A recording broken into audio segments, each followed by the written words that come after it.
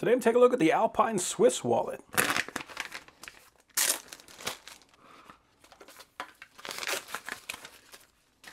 Okay. Wow. So nice, thick, old school style wallet. This is the type of wallet that I want to keep in my pocket. Very nice material on here. And it does say this has RFID protection. We also got that little Swiss emblem on there.